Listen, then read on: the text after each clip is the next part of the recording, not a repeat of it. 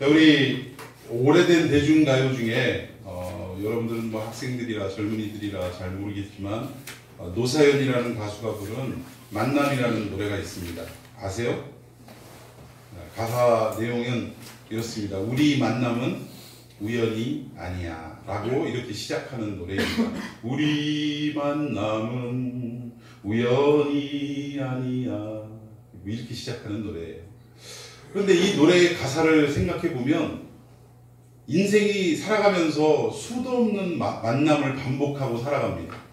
그런데 사람들은 그냥 길 가다가 우연히 만났거니 아니면 일을 하다가 우연히 이 사람을 알게 되었거니 라고 생각을 합니다만 이 대중가요에서조차 그 가사는 뭐라고 얘기하고 있냐면 우리가 만난 것이 그냥 지나가다가 그냥 우연히 만난 것이 아니라 라고 이렇게 이야기하고 있다는 거예요. 성경도 마찬가지입니다. 우리가 이 땅을 살아가면서 수없이 많은 사람을 만나고 많은 환경을 만나고 또 많은 일을 만나기도 하고 또 가장 중요한 하나님을 만나는 이러한 일들을 반복하게 되는데 많이 경험하게 되는데 이 모든 만남의 역사가 어때요? 우연이 결코 아니라는 사실입니다. 오늘 이 자리에 예배드리는 저와 여러분의 만남도 결코 우연이 아님을 믿으시기 바랍니다. 하나님의 계획과 하나님의 예정 가운데 하나님의 모든 경륜 가운데 우리의 만남이 이루어졌다라는 거예요. 특별히 우리 고등학교 지금 친구 우리 창영이와 은석이는 학교에서 그냥 우연히 같은 고등학교에 가서 같은 반이 돼서 그냥 어떻게 저떻게 놀다 보니까 친구가 되었다라고 생각하고 그 친구 따라서 이렇게 교회도 나오게 되었다라고 생각할 수도 있지만 그러니까 모든 것을 우연이라고 생각할 수도 있지만 사실은 이 우연이라고 생각하는 우리의 생각을 뛰어넘는 저 뒤에 무엇이 존재하고 있냐? 하나님의 계획과 하나님의 경륜이 숨어 있다는 것을 여러분 믿으시기를 바랍니다. 그냥 둘이 친구가 된 게 아니에요. 하나님이 만세전이라는 것은 이 우주 만물을 창조하시기도 이전부터 하나님은 이 둘을 그리스도 안에서 친구로 맺어주시기 위해서 하나님은 계획하셨다는 거예요. 왜 많고 많은 이 대전 지역의 고등학교 가운데 왜 하필이면 같은 고등학교에 들어가게 하셨고 또 그 고등학교 안에서 많은 학생들이 있는데 왜 하필이면 둘을 같은 반으로 맺어주셨겠느냐 이거예요. 그리고 왜 그 둘이 친구가 되고 친하게 되어서 서로 친구가 다니는 그 교회 친구 아버지가 목회를 하시는 그 교회에 그냥 따라가는 거예요. 따라오는 거. 처음에는 그냥 뭐 하도 가자고 하니까 여러 가지 재미있을 것 같기도 하고 뭐 이래서 따라왔다가 그러다 결국 어떻게 됐어요? 예수 그리스도를 알게 되고 믿게 되고 또 그분 앞에 나는 예수님을 나의 구주로 믿겠습니다라고 세례를 받고 일평생 그리스도인으로 살아갈 것을 결단하는 이 상황까지 도착하게 됐다라는 것입니다. 지금까지 이 모든 과정은 우연히 일어난 것이 아니라 하나님의 특별한 계획과 섭리와 또 경륜 가운데 이루어진 일인 것을 믿으시기 바랍니다. 우리가 복되다 하는 것은 우리가 스스로 교회에 나온 것 같지만 그게 아니라는 거예요. 하나님은 예배자를 부르시기 이전에 그 어떤 사람도 예배드리러 올 수가 없다라는 것입니다. 우리는 우리의 힘으로 우리의 생각으로 그래 오늘 가서 예배드릴까 하고 예배당에 가서 예배를 드린 것 같지만 그러니까 내 자의로 이루어진 것 같지만 영적으로 볼 때는 결코 그렇지 않다는 거예요. 하나님이 그 사람을 예배자로 부르셨기에 그가 예배당에 올 수 있었다라는 것입니다. 하나님이 부르시지 않았다면 그가 아무리 여기를 오고 싶다 할지라도 세상에 별일이 다 생기고 오만 그 방해와 어떤 공작에 의해서 왜 느닷없이 연락도 안 하던 친구가 뭐 20년 만에 30년 만에 갑자기 주일 아침에 연락이 와가지고 야 너 만나러 지금 내려가는 중인데 너 어디 가지 말고 집에 꼭 있어라. 내가 너무 중요한 소식이 있어서 그 너하고 같이 나누려고 지금 내려가는 중이야. 이러는데 안 갈 수도 없고 갈 수도 없고 이러다가 주일을 못 나오는 경우도 있더라는 거예요. 그러니까 이런 저런 걸 따지고 볼 때 우리가 이 교회에 와서 주일날 예배드리는 것조차도 하나님께서 우리를 향한 계획과 경륜이 있기 때문에 그것이 가능하다는 거예요. 하나님과 우리 사이에 이 만남이 예배인데 이 만남이 결코 우연이 아니라 내 일방적인 의지가 아니라 하나님께서 계획하시고 하나님께서 주장하신 모든 일이라는 것을 우리는 믿어야 한다는 사실입니다. 믿습니까? 아멘. 자, 그동안 바울의 여정을 살펴보면 이렇습니다. 리마인드를 쭉 해드리는 거예요. 바울은 처음에 아시아로 복음을 증거하기 위해서 막 선교의 깃발을 높이 들고 달려갔습니다. 그도 그럴 것이 가는 곳마다 말씀을 외치면 사람들이 복음 앞에 꼬꾸라지고 복음을 영접하고 가는 곳마다 교회가 세워지고 또 복음을 증거하는 장소마다 사람들의 숫자가 더해가는 역사가 있었다라고 성경은 말씀하고 있어요. 그러니까 사람이 많아지고 뭐 교회가 세워지고 오늘날로 말하면 이걸 두 글자로 뭐라고 그래요? 부흥의 역사가 일어나는데 성경에서 이렇게 사람 숫자가 많아지고 뭐 교회가 커지고 건물이 세워지고 이것을 부흥이라고 이야기하는 곳은 단 한 군데도 없더라는 거예요. 근데 어쨌든 우리가 부흥이라고 생각하는 건 언제 기회가 되면 지난주 수요일날 진짜 부흥이 뭔가를 설명할 때 성경책에 부흥이란 단어가 있더라 없더라? 없다라는 거예요. 하박국서 3장에 주여 주의 일을 이 수년 내에 부흥케 하옵소서 하고 부흥이라는 단어가 한 번 나오긴 하는데 이 부흥이라는 단어조차가 우리가 생각하는 사람 숫자가 많아지고 교회 건물이 커지고 이런 부흥의 뜻이 결코 아니라는 거예요. 부흥의 의미를 우리가 언제 한번 정말 진짜 하나님이 원하시는 부흥이 뭘까?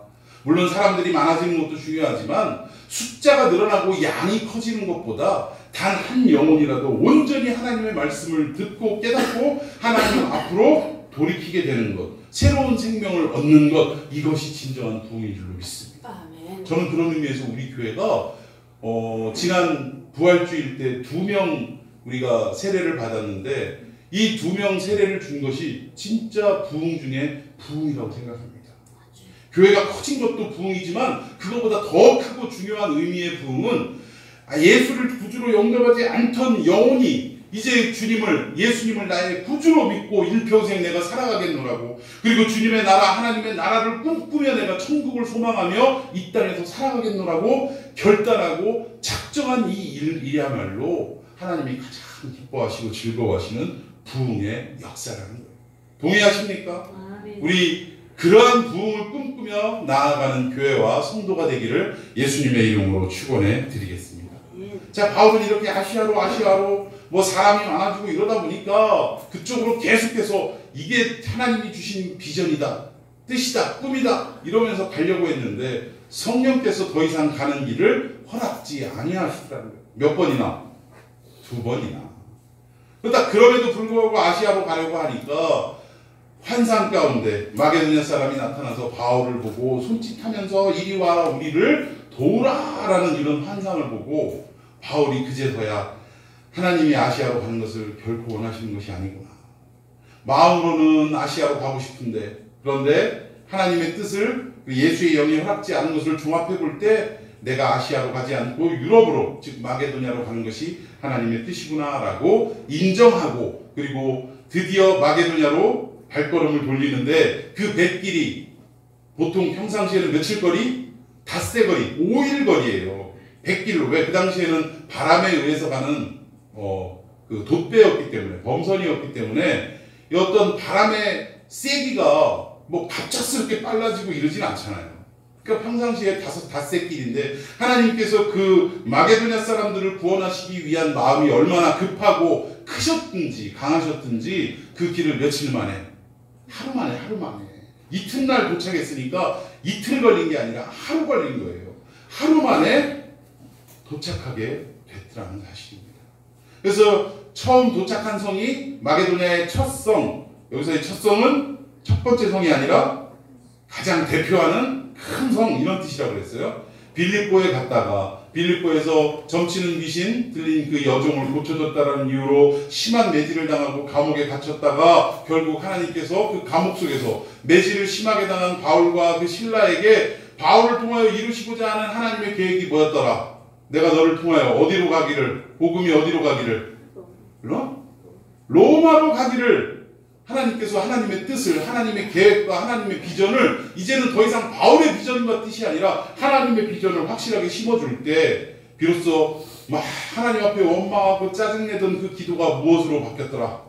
찬송으로. 하나님을 향한 환희의 찬송으로, 감사의 찬송으로. 나 같은 게 뭔데? 나를 통하여 로마로 복음이 선포되고, 로마로 복음이 선포되면 온 세계로 복음이 뻗어나가게 되니까 그 중차대한 사역을 나 같은 게 뭐라고 나를 통해 이루시고자 하는가 하는 하나님에 대한 사랑과 은혜에 대한 감사의 찬양이 쏟아져 나오고, 이제 더 이상 자기를 핍박하고 매질하고 감옥에 가두는 이런 고통과 고난들이 더 이상 고통과 고난이 될 수가 없었다라는 거예요.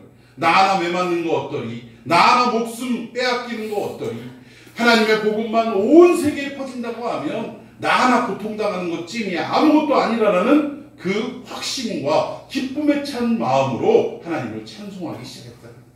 이게 빌립보의 역사입니다. 그리고 이 빌립보에서 어디로 갑니까? 데살로니가로 가게 됩니다. 이 데살로니가에서 복음을 증거하는데 유대인들은 오히려 반대하고 불량배들을 동원해가지고 바울 일행을 위협하고 죽이려고 했는데, 오히려 이방인들인 헬라의 귀부인들은 복음을 받아들이는 역사가 있었다는 거예요. 근데 그곳에서 더 이상 바울이 복음을 증거할 수 있는 그런 상황이 아니었기 때문에 이 데살로니가에서 또 어디로 피신을 가요?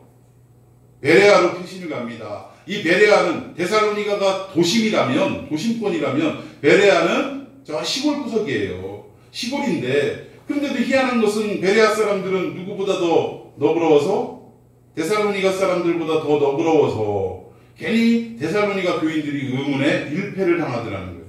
근데 그 내용이 뭔가 봤더니 하나님의 말씀을 증거할 때 데살로니가 사람과는 달리 베레아 사람들은 시골 사람이고 어찌 보면 무진행이고 자기들이 아는 것만 고집하는 그런 사람들일 거라고 생각했는데, 도리어 하나님의 말씀을 아무 선입견이나 편견 없이 받아들이고, 또 그 말씀이 그런가 하여 성경을 통하여 되씹고 곱씹고 묵상하는 삶을 살아가더라 라는 것을 강조했다라는 것입니다. 그리고 이 베레아에서도 데살로니가에서 쫓아왔던 깡패들이 이 옆 동네까지 쫓아와가지고 바울을 괴롭히고 죽이려고 하니까 결국 베레아를 떠나서 또 어디로 갔더라고요?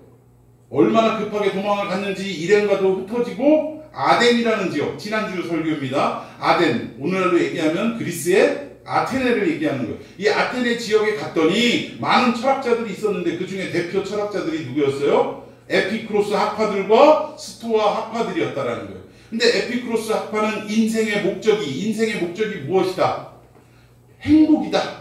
근데 이 행복을 얻기 위해서는 인간이 뭘 추구하게 되더라? 쾌락을 추구하게 되더라는 거예요. 그래서 에피쿠로스 학파는 신도 인정하지 않을 뿐더러 우리 인생이 살아가는 목적이 행복이고 이 행복을 위해서는 쾌락을 즐겨야 한다는 그런 논리로 그들의 철학을 펼쳐왔기 때문에 그들의 삶을 보면 너무나도 참 어떻게 보면 타락하고 또 음란한 이런 어떤 모습이었다는 거예요. 그리고 스토아 학파는 어떻습니까? 신은 존재한다는 걸 인정은 하지만 우리의 삶 가운데 함께하는 신이 아니라 저 멀리 이데아 세계 속에 있는 그냥 우리의 관념 속에 있는 신으로 믿고, 그리고 그들은 두 가지로, 그러니까 새로운 어떤 지식과 정보를 얻는 것에 온 힘을 기울이는 그런 사람들이었다는 거예요. 그러니까 지식을 추구하는 사람들이었다는 거예요. 그래서 여기서 나타난 그 우리 기독교의 역사상 가장 우리를 괴롭혔던 그 이단이 있어요. 이단의 시초라고 할 수도 있는데 그들이 누구였다고? 영지주의, 그노시즘, 영지주의가 있었습니다. 이 영지주의들이 항상 지식을 추구하고 이 지식이 참된 신앙이다라고 생각을 하고, 그러다 보니까 육신은 악하고 영은 선하다 해서 두 부류가 나눠지는데 어떤 분파는 극단적인 금욕주의로 흘렀다라는 거예요. 뭐냐면 우리의 육신이 악하기 때문에 이 육신을 가만히 내버려두면 안 된다 해서 스스로 매질을 하거나 이런 고통을 주거나 금식을 하거나 이런 아류로 흐르고, 또 한 부류는 거예요. 어차피 육신은 더러운 것, 하나님 앞에 세움받지도 못할 것, 그러니까 이왕 버린 몸 그냥 세워라 내워라 맘대로 하자, 이런 식으로 극단적인 쾌락주의로 또 흘렀다는 거예요. 그러니까 이런 그들에게 참된 하나님은 우리의 이데아 세계에 있는 게 아니라 우리의 삶 가운데서 우리와 함께 하시는 하나님이시고, 또 우리의 생각 속에서 만물을 통해서 더듬어 하나님이 존재하는 것을 알려주기 하기 위해서 하나님의 흔적들을 만물 곳곳에 감추어 두었다라는 거예요. 그러니까 이들의 사상과는 정면으로 반박되어지는, 너희들은 이름 없는 신이라 끝까지 예배를 드리지만 그 이름 없는 신이 누구냐? 진짜 이름이 없는 신이 아니라 오늘 우리의 삶 가운데 면밀히 함께 하시고 우리의 삶을 인도하시고 계획하시고 당신의 뜻 가운데 이끌어 가시는 놀라운 하나님이라는 그분이다라고 선언을 했다라는 것입니다. 그리고 이 아테네에서 결국 소요가 일어나요. 자기들의 철학과 맞지 않은 이야기를 하다 보니까 어떻게 돼요? 당연히 반대하고 저거 헛소리 한다 하고 내쫓아버리는 일이 생겼다는 거예요. 그래서 결국 아테네에서 오늘 본문에 나오는 고린도로 옮겨가게 됩니다. 근데 공통적인 것이 뭐냐면 바울은 어느 지역으로 가겠다라고 철저하게 선교 계획을 짜고 그 계획대로 이행했던 것이 아니라 어찌어찌 하다 보니까 예기치 않게 의도치 않게 갑자기 지역을 옮기게 되고 쫓겨다니게 되고 도망가게 되고 이러한 상황으로 지역을 옮기게 되더라는 거예요. 그러니까 바울의 그 선교 여정을 보면 철저하게 자기가 계획했을지라도 하나님이 그 계획한 대로 가시는 것이 아니라 하나님의 뜻대로 바울의 삶을, 바울의 선교 여정을 좌지우지하시더라는 사실입니다. 결국 고린도까지 오게 됐는데 이 고린도에 오기까지 어떤 일이 있었느냐? 이 고린도는 무역 도시로 학자들에 의하면 당시 인구가 약 70만 정도 된다고 해요. 여러분 지금 대전의 인구가 150만이 조금 넘습니다. 그럼 70만이면 대전 인구의 거의 절반이 조금 못 되는 수준이에요. 그러면 2000년 전의 고대 시대에 70만이라는 인구가 모여 살았다는 것은 이거는 상당히 어마어마한 규모의 도시였다는 거예요. 그러니까 고린도라는 지역이 엄청난 도시였다는 거예요. 그러니까 사람이 이렇게 많이 몰려있는 곳에서는 항상 뭐가 따라요? 돈이 따릅니다. 우리가 서울로 자꾸 올려보내는 이유가 서울은 뭐가 돌기 때문에? 돈이 돌기 때문에. 돈 벌기가 다른 지역보다는 조금이나마 쉽기 때문에 사람들이 몰려든다는 거예요. 고린도도 역시 마찬가지였습니다. 근데 돈이 넘쳐나고 돈이 흔하다 보면 어떻게 돼요? 인간 삶이 어떻게 됩니까? 죄 짓는 길로 달려가기가 쉽다라는 거예요. 그러니까 돈이 많다 보니까 죄 짓기가 쉬운 환경이에요. 그리고 이 고린도라는 지역 자체가 음란을 상징하는 도시였다라는 거예요. 그러니까 아주 그냥 성적으로 문란하고 퇴폐하고 이런 지역이었어요. 그리고 돈이 많고 또 지식을 추구하고 이런 삶을 살다 보니까 당연히 이런 사람들은 어때요? 상당히 교만합니다. 나 돈도 있어. 나 아는 것도 많아. 이런 사람들 보면 대부분 보면 교만이 그냥 뚝뚝뚝뚝 흘러 넘쳐요. 고린도 사람들이 대부분 그랬다라는 거예요. 그러니까 고린도 교회를 세 가지로 표현하자면 첫 번째 부가 넘치는 도시였고 두 번째는 타락이 가득한 도시였고 마지막 세 번째는 교만이 넘쳐나는 도시였다.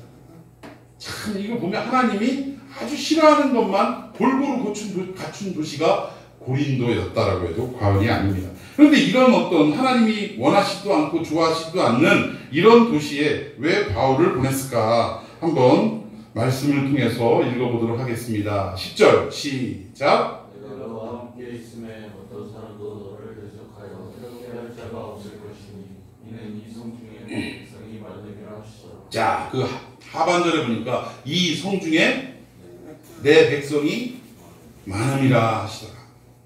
왜 하고 많은 성 중에 이 돈 많고 타락하고 음란하고 또 교만이 넘치는 고린도라는 도시로 바울을 보내셨을까? 그 이유가 여기에 있다는 거예요. 이 고린도 성읍 안에 뭐가 많아요? 하나님의 백성이 많기 때문이라는 거예요.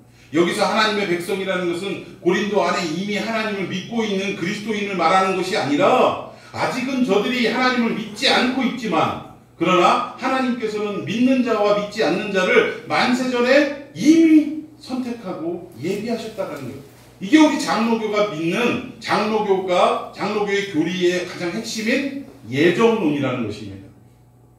예정론이라는 것이 하나님이 구원받을 자를 이미 선택하시고 또 그렇지 아니한 자는 버려두셨다는 거예요. 그러니까 구원할 자는 하나님이 정말 그의 삶에 찾아가셔서 여러 가지로 공작하시고 역사하시고 믿지 않는 사람임에도 불구하고 믿게끔 어떻게 하나님께서 모든 환경을 조성하셔서 그를 믿음의 세계 안으로 불러들이시더라는 거예요. 참 이런 거 보면 묘합니다. 평생을 예수 믿지 않던 사람임에도 불구하고 참 마지막 죽는 순간에 내가 하나님을 믿겠습니다라고 병상에서라도 고백하고 가는 분들을 보면 제가 그런 걸 느껴요. 하나님이 구원할 자를 예정하셨다고 하는데 정말로 그렇구나. 평생을 교회를 핍박하고 교회 다니려고 하는 자식들을 그렇게 그냥 혼내키고 박해를 가했던 그 사람이 인생 마지막 이제 얼마 앞두고 그리스도의 말씀에 녹아내려지고 그 그리스도의 말씀을 복음을 영접하고 나도 예수님을 내 구주로 영접하겠노라고 시인하고 병상에서 세례를 받고 그리고 인생을 마감하는 분들을 볼 때마다 하나님이 예정하셨다라는 것은 이 구원할 자를 예정하셨다라는 것을 반박할 어떤 내용이 하나도 없더라는 거예요. 자, 아무튼 이 고린도 안에 내 백성이 많음이라는 것은 아직은 예수를 믿지 아니할지라도 복음을 영접하지 않았을지라도 결국 바울 일행을 통해서 또는 누군가 하나님이 보내신 사람들을 통해서 말씀을 듣고 예수 그리스도를 구주로 영접할 미래적인 표현이라는 거예요. 그런 사람들이 이 안에 많다라는 미래적 표현이라는 사실입니다. 이 고린도라는 지역에 바울 일행이 들어갔을 때 또 그 안에서도 운명적인 만남의 역사가 이루어집니다. 제가 서두에 말씀드린처럼 우리 만남은 결코 우연이 아니라는 거예요. 왜 고린도라는 지역에 들어가서 이런 운명적인 만남의 역사가 일어났을까? 성경을 통해서 하나씩 살펴보도록 하겠습니다. 어떤 만남이 있었는가? 2절 시작.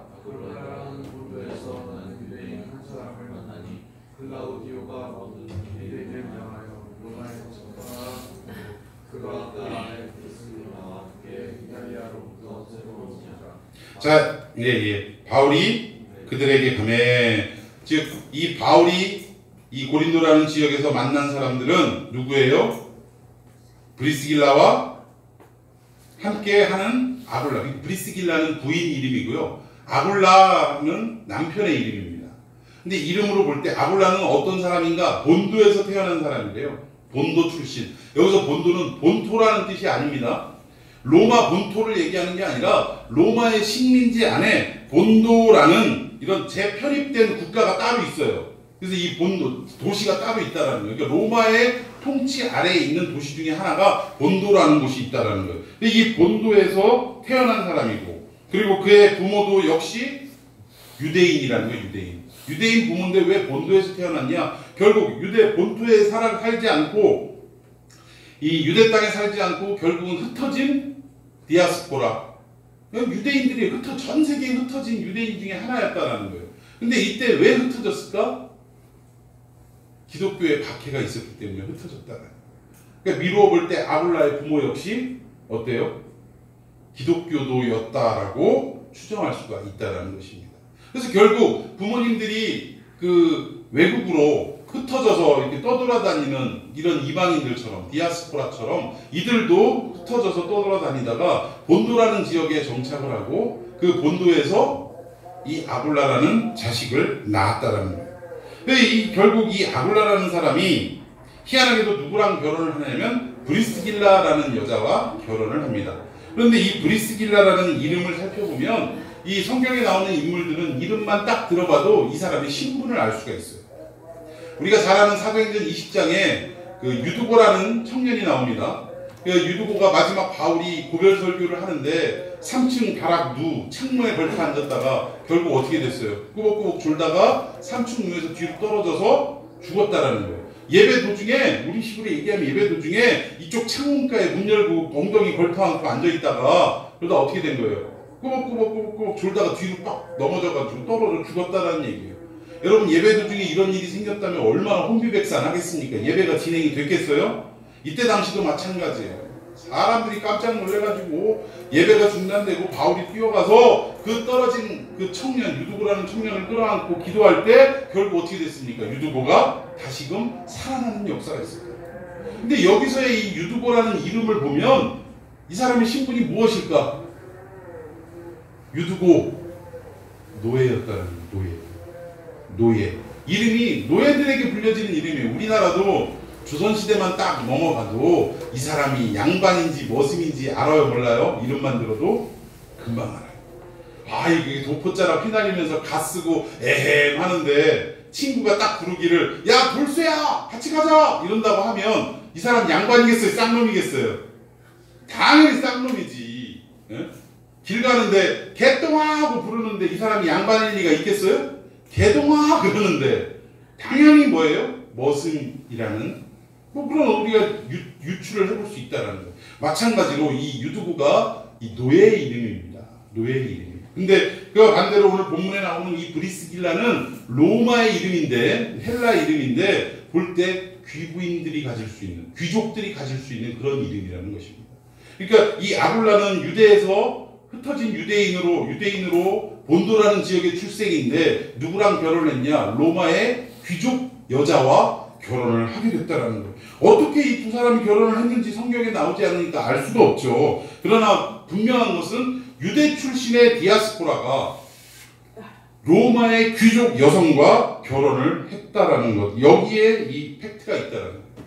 그런데 재미있는 것은 로마의 귀족임에도 불구하고 이 브리스길라가 이 성경에 나오는 기록들을 볼 때 어땠느냐? 철저한 신앙을 가지고 남편보다도 더 바울의 사역을 돌보고 도와주고 정말 뒤에서 뒷받침해주고, 심지어 바울은 뭐라고 표현하냐면 이 두 부부는 나를 대신해서 목숨까지도 내놓을 만한 사람들이다라고 우리 그리스도의 그 동역자들에게 천거하고 있다라는 것입니다. 그만큼 신앙이 좋은 사람이었고 바울의 선교에 힘을 다하는 그런 사람이었다라는 거예요. 근데 이들이 왜 지금 고린도라는 지역으로 옮기게 됐냐면, 여기에 보니까 로마의 글라우디오 황제가 나옵니다. 이 글라우디오 황제가 어떤 일을 벌였냐면, 이 사람 재임 시기가 AD, 그러니까 주후 41년에서 45년인데 이 사람이 유대인을 너무 싫어했어요.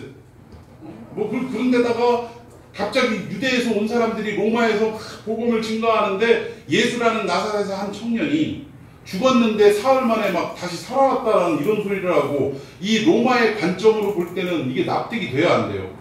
그러니까 이거 어떻게 보면 횡설수설이고, 이것도 이거 뭐 유언비어 날조하는 거고, 이런 식으로밖에 이해가 안 되더라는 거예요. 그래서 결국 이 글라우디오 황제가 골치가 아프고, 그리고 이 사람 자체가 좀 사이코 기질이 있었다고 합니다. 그러니까 어느 날 갑자기 칙령을 딱 선언을 했는데, 발표를 했는데, 이 로마 안에 있는 모든 유대인들을 다 어떻게 하라? 축출해라. 다 내쫓아내라. 라고 명령을 내려서, 그러면 그동안에 털을 일구고 가꿨던 재산도 있었을 거 아니에요. 그러면 그거라도 좀 들고 나오게 해야 되는데, 어느 날 갑자기 다 쫓아내버리니까 주머니에 땡전 한 푼 가지고도 챙기지도 못하고 도망을 온 사람 중에 한 가정이 바로 여기 아굴라와 브리스길라 가정이라는 거예요. 그러니까 막 갑작스럽게 막 쫓아내버리니까, 정책적으로 쫓아내버리니까 그냥 어찌할 바를 모르고 재산도 다 거기다 갖다 두고 다 빼앗기고, 그리고 빈 몸뚱이, 빈손으로 여기저기를 헤매다가 정착하게 된 곳이 고린도라는 지역이었다라는 것입니다. 그런데 이 고린도에서 누구를 만났느냐? 오늘 바울과의 만남의 역사가 있었다라는 거예요. 근데 그때 당시에 로마에서는 인사가 뭐냐면 가이사가 주인이십니다 라는 인사를 했었어야 돼요.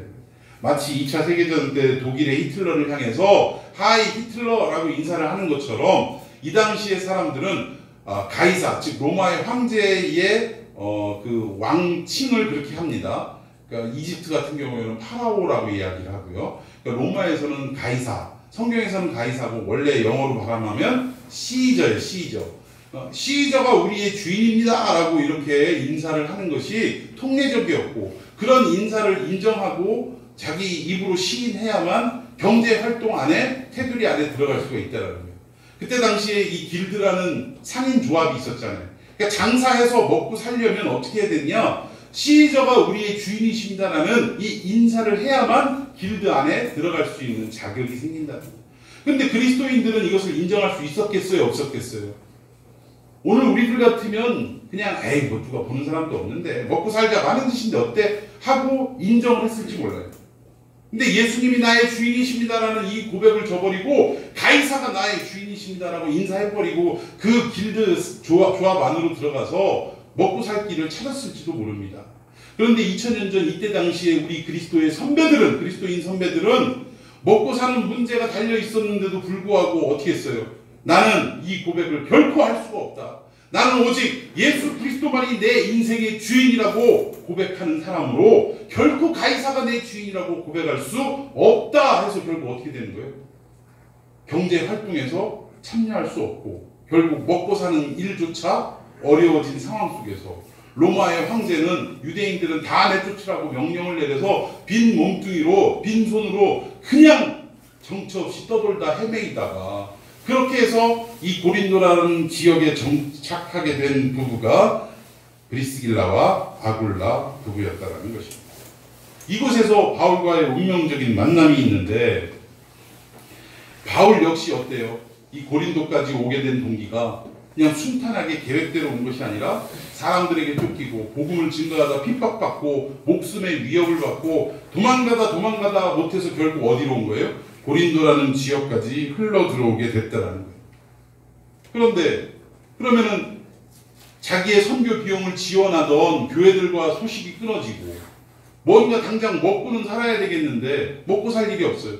그런데 바울에게는 어떤 기술이 하나 있었냐면 천막을 만드는 기술이 하나 있었어요. 이상하지 않아요? 바울은 그때 당시에 석학입니다. 최고의 석학이에요. 가말리엘의 문화생이고 또 유대인 중에 유대인, 바리새인 중에 바리새인, 율법으로는 부족할 게 없는 사람이고 집안도 빵빵한 사람이고 시민권도 로마 시민권자이고 아니 이런 사람이 어떻게 그 천한 일인 천막을 빚는 일을 천막을 만드는 일을 할 수 있었을까? 뭔가 아이러니하지 않습니까? 그런데 이게 가능한 이유는 뭐냐면 당시에 유대의 랍비들에게는 랍비는 공부하는 사람들이잖아요. 성경을 공부하고 연구하고 그것을 백성들에게 가르치는 사람들이 랍비들이잖아요. 근데 이 랍비들이 성경을 가르칠 때 대부분 보면 이것을 돈을 받고 가르친 게 아니라 무료로 가르쳤다라는 거예요. 그러면 랍비들은 뭐 먹고 살아요? 먹고 살 길이 없잖아. 그래서 랍비들에게 성경을 가르침과 동시에 먹고 살 수 있는 기술을 한 가지씩은 반드시 이수를 하게끔 했다는 거예요.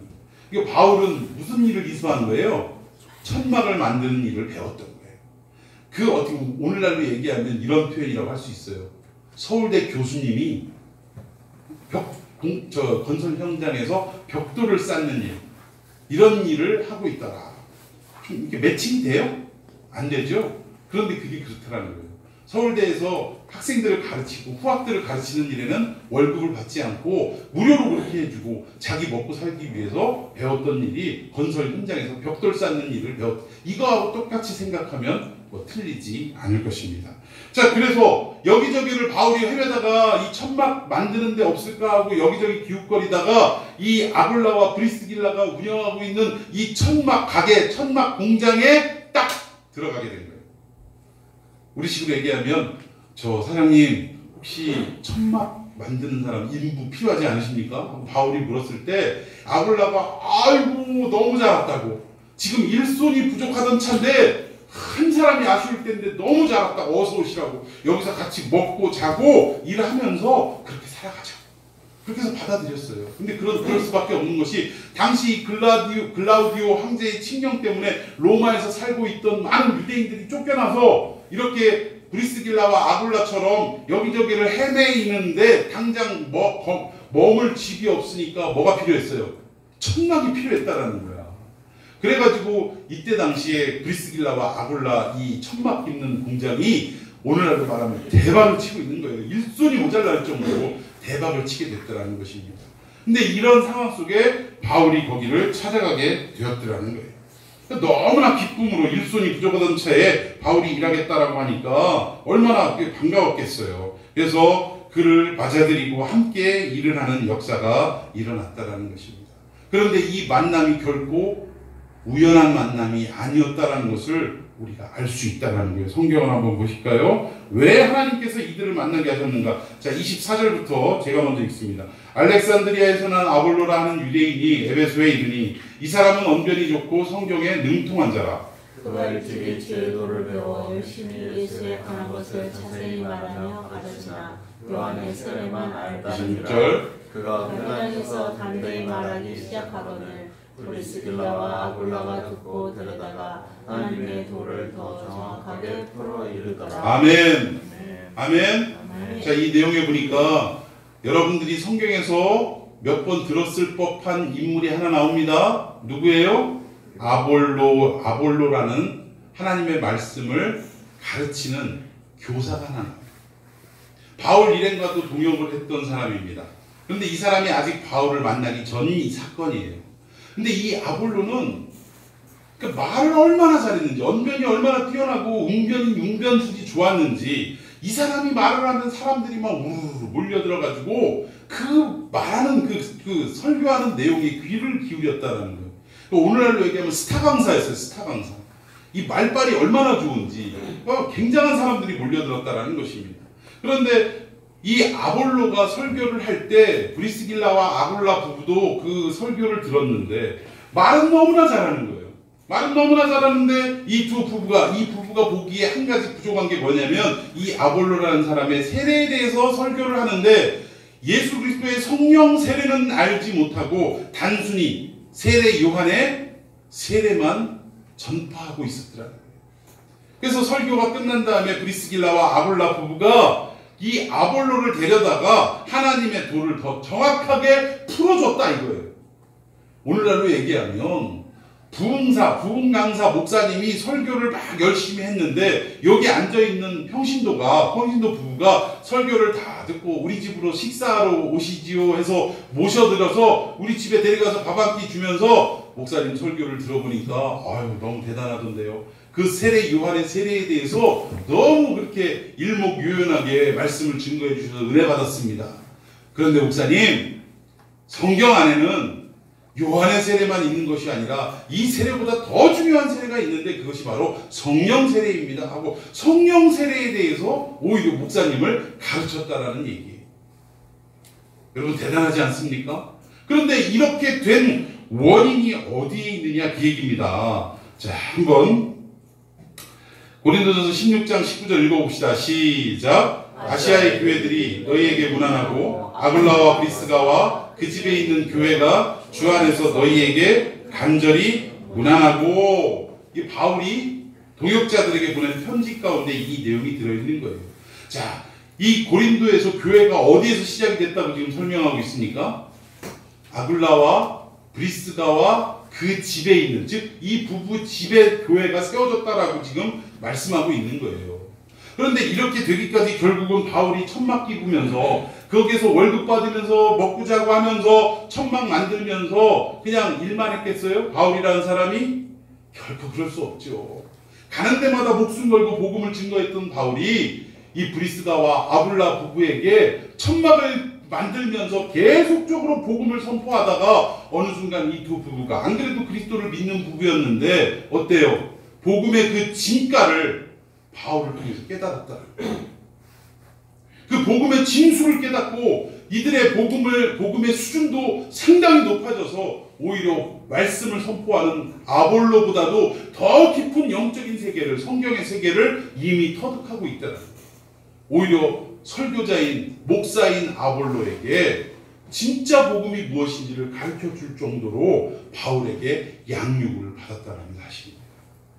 여러분, 하나님은 결코 바울을 여기저기 헤매이다가 우연찮게 이 부부와 만나게 하셨던 것이 아니라 결국 이 두 부부를 통해 아볼로라는 사람에게 오히려 성령 세례에 대해서 가르쳐줄 만큼 또 이 두 부부를 통해서 교회가 세워지는, 고린도 교회가 세워지는 이 일들을 하나님은 만세전에 계획하시고 이 일을 이루기 위해 누구와의 만남을 허락하신 거예요? 바울과의 만남을 허락하셨다라는 사실입니다. 이 두 사람, 이 부부와 바울은 둘 다 절망의 끝자락에서 만난 사람들이에요. 로마에서 모든 것들을 다 내어놓고 빈손으로 정말 어떻게 먹고 살아야 하느냐, 정말 눈앞이 캄캄하고 정말 낙심한 가운데 헤매이다가 정착한 이 부부, 그리고 복음을 증거하다 온갖 핍박을 받고 목숨의 위협을 받다가 여기저기 도망다니다가 고린도에서 만난 바울, 이들의 만남은 결국 절망 끝에서의 만남이었지만 결국 이들의 만남을 통해 하나님은 이방인들에게 복음을 증거하게 되는 놀라운 역사를 계획해 놓으셨다는 사실입니다. 여러분 믿으십니까? 이 절망 끝에 하나님은 교회가 세워지도록 역사하셨다는 거예요. 자, 우리 로마서 16장 3절에서 4절 다 같이 읽습니다. 시작. 너희는 그리스도 예수 안에서 나의 동역자들인 브리스가와 아굴라에게 무난하라. 그들은 내 목숨을 위하여 자기들의 목까지도 내어놓았니. 나뿐 아니라 이방인의 모든 교회도 그들에게 감사하느니라. 아멘. 아멘.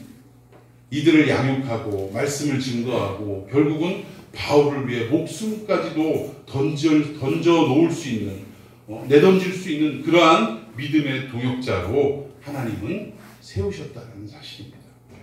여러분, 오늘 이 본문의 흐름을 종합해 보면 몇 가지로 결론을 내릴 수 있는데 그게 뭐냐? 사람은 끝났다라고, 이 고통에서 어떻게 벗어날 수 있겠냐고 좌절하고 낙심할 수 있다라는 것입니다. 그러나 분명한 것은 하나님이 끝이라고 선언하시기 이전까지는 결코 끝은 없더라. 믿습니까? 아멘. 여러분, 저도 참 간증 늘 하지만 저도 병원에서 이제는 하반신을 사용하지 못합니다라고 선언을 받았어요. 서울대학병원에서 그 선언을 받고 절망과 낙심 가운데 있었는데, 그 낙심 가운데 울면서 기도하는, 침상에 누워서 꼼짝도 못하며 기도하는 저에게 하나님은 어떤 말씀을 주셨냐면, 의사는 너를 불구자로 평생을 살아간다라고 이야기했을지 몰라도 나는 단 한 번도 너를 하반신 마비된 목사로 사용하겠다고 한 적이 없노라 라는 말씀을 저에게 주시더라고요. 하나님이 너를 장애인으로 완전히 하반신 마비돼서 휠체어나 끌고 다니는 그런 상태로 의사는 얘기했을지 몰라도 나는 그런 말을 한 적이 한 번도 없다라는 그런 확신을 저에게 주시더라고요. 저 그때부터 하나님이 일으키시겠구나라는 마음을 갖기 시작했어요. 하나님이 끝이라고 선언하기 이전까지는 우리가 어떤 낙심과 환난의 상황이 찾아온다 할지라도 결코 끝이 될 수 없다라는 것을 여러분 믿으시기 바랍니다. 아무리 우리 집이 가난하고 회사가 쫄딱 망하고 내 사업이 망하고 집안이 파탄이 나고 여러 가지 일들 가운데 이거 어떻게 살아갈 수 있을 것인가, 이건 다 끝난 거 아니냐라고 생각할 그 상황 속에서도 하나님이 끝이다라고 이야기하기 전까지는 결코 끝이 될 수 없다라는 사실입니다. 오늘 브리스가와 아굴라의 이 가정, 이 바울의 선교 일정에 몰려서 고린도로 왔던 이 상황, 누가 봐도 끝인 상황입니다. 그럼에도 불구하고 이 끝에서 하나님은 도리어 교회를 세우는 역사를 일으키셨다는 거예요. 많은 이방인들에게 복음을 증거하는 그 위대한 인물로 이 두 부부를 양육하는 기회로 삼으셨다는 사실입니다. 오늘 여러분들의 상황이 힘들고 어렵고 낙심이고 이제 끝이다라는 그런 절망의 상황 속에 처해 있다 할지라도 하나님은 여러분들을 통해 그 낙심의 상황을 기쁨의 상황으로 바꾸게 될 줄로 믿으시기를 바랍니다. 여러분의 인생을 통해 하나님은 도리어 더 많은 사람들에게 유익을 주고 이 땅에 교회가 더욱 많이 세워지고 이 땅에 그리스도인들이 더욱더 많아져가는 이런 놀라운 역사로 여러분을 통해 이루실 것을 믿으시기 바랍니다. 오늘 이 보냄의 과정을 통해서 환난과 기근과 이 고통의 때라 할지라도 우리는 그 속에서 하나님의 경륜, 하나님의 계획을 바라봐야 할 줄로 믿습니다. 여러분, 구약에 나오는 요셉이라는 인물이 있어요. 형들 앞에 아버지의 사랑을 독차지한다라는 그 이유로 형들에게 미움을 받아서 이거는 단순히 내쫓은 것도 아니고 완전히 처음에는 죽이려고 했다가 형제들인데 죽이면 되겠냐 해서 노예로 팔아먹습니다. 인신매매 당한 거예요.